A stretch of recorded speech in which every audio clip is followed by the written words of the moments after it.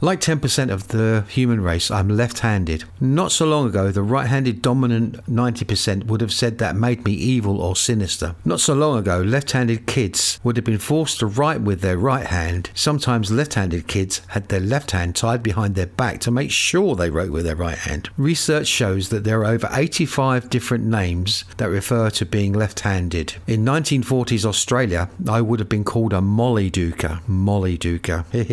The vast majority of those names are non-complimentary, to say the least. I will also say we still don't really understand what makes a person left-handed. Most of the current research suggests that left-handedness has an epigenetic marker. An epigenetic marker. Basically, it's a combination of genetics, biology, and environment. And who knows, it might well be. But when somebody says this is an epigenetic marker, which is a combination of genetics, biology, and environment, it sounds like they just don't really know, and they've got to say something. What I will say is that almost everything from scissors to tin openers are designed to be used by right-handers. Yet we can now buy left-handed scissors and tin openers, but you won't find them down the local supermarket. When I want to buy a left-handed guitar or a bass guitar, they are always more expensive than right-handed ones. Funnily enough, when I want to sell one, they go for a lot less than a right-handed guitar of the same make. Research does suggest that lefties tend to have better verbal skills than righties. Maybe that's why I've often been told I have the gift of the gab. Like 4.5% of humanity, I'm colorblind. And every time, literally,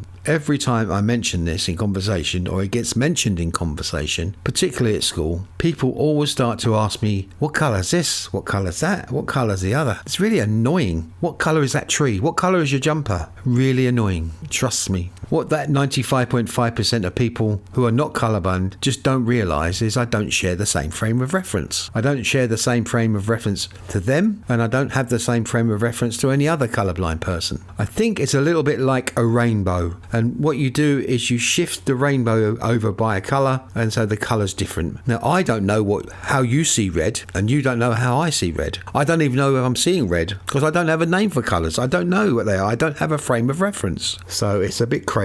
People with normal colour vision are known as trichomats. People with faulty trichomatric vision will be colourblind to some extent and are known as anomalous trichomats. Another term for colourblindness is colour vision deficient. Sigh. Are we starting to see a pattern here? I am again deficient. I am again not working properly. I would suggest that you go and have a look at some of Monet's work. He's a colourblind artist. Have a look at how he uses colour and then tell me he's colour vision deficient. I would be interested in your feedback. Finally, like 10% of the human race, I am dyslexic. And believe me, the 90% of the human race that are not dyslexic have called me many names, from thick to stupid to lazy. Society says I have a disorder, discrepancy, deficit. The non-dyslexic dominant society tells me I am disabled in some way. Society totally ignores the fact that our dyslexia unfriendly education is the thing that disables us. Being dyslexic comes with many strengths. We tend to be very creative, unique problem solvers,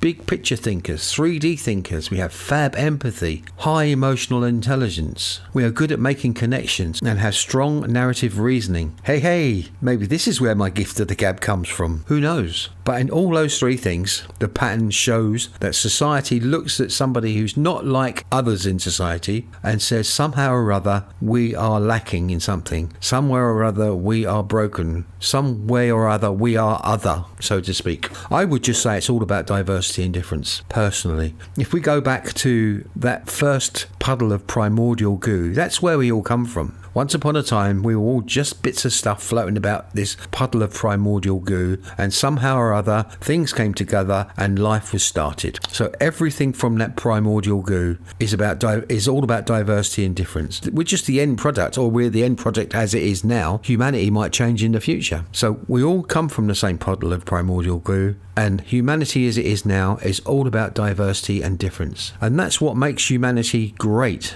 is diversity and difference. What I'm going to say to you is that I personally think that we should stop referring to people who are different, who have a difference, in negative terms. While that happens, we will never have an inclusive society. So my little story has gone from looking at colourblindness, looking at dyslexia, looking at handedness, and in each one of those cases, if we look at the history of it, you can see that how society basically puts us in our place by saying we're different, by telling us we are disabled, by saying that we are are evil by saying that we are anomalous. It's absolutely crazy. It has to stop. Okay, thanks very much for listening. This is Stephen McHugh for Unique Dyslexic Eye.